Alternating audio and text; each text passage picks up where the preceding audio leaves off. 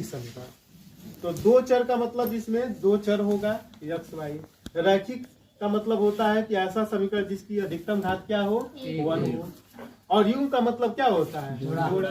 तो मैंने आपके सामने समीकरण लिखा है, ये क्या हो जाएगा, रैखिक समीकरण युग्म।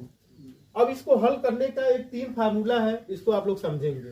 ये समीकरण दिया गया है a1x + b1y + c1 = 0, a2x + b2y + c2 = 0।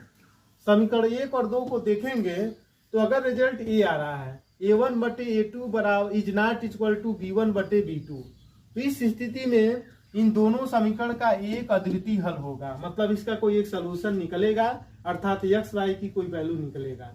अगर इसका हम ग्राफ खींचेंगे तो एक दूसरे को प्रतिच्छेद करेंगे। जैसे अगर देखिए हम इसका ग्राफ खींचेंगे, या एक्स एक्सिस है या वाई एक्सिस है, अगर हम इसका ग्राफ खींचेंगे तो कहीं एक दूसरे को क्रॉस करेंगे।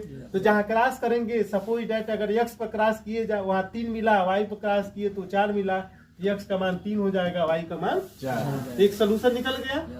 दूसरा रिजल्ट क्या निकला कि इन समीकरण से, इस समीकरण 1 और 2 से हम क्या करेंगे, a1 a2 का मान निकालेंगे, b1 b2 का मान निकालेंगे, c1 c2 का मान निकालेंगे। अगर ये तीनों मान बराबर हो जाए, a1/a2 b1/b2 c1/c2, ठीक है। जैसे मान लीजिए आ जाए 1/3 1/3 1/3, तीनों बराबर हो गया, तब आप ये समझिएगा कि अपरिमित रूप से अनंत हल होगा। इस समीकरण का जितना बार हल निकालेंगे उतना बार एक्स और वाई की वैल्यू मिलेगी। और दूसरी चीज कि इनका जब ग्राफ खींचेंगे तो यह दोनों रेखाएं समपाती होंगी। समपाती का मतलब मैंने क्या बताया कि जैसे मान लीजिए रेखा है, ठीक है, और दूसरी रेखा एक दूसरे के ऊपर एकदम ऐसे क्या होगी, चढ़ी रहेंगी, ठीक है, इस तरह से रहेंगी, ओवरलैप करेंगी, ठीक है। तो आप समझ जाइएगा कि ये समपाती होगा। तो कहीं एक दूसरे को क्रॉस तो कर नहीं देंगे, एक दूसरे के ऊपर ही है। इस कंडीशन में भी एक्स वाई के बहुत सारे मान निकलेंगे, ठीक है। ये आपका दूसरा रिजल्ट है।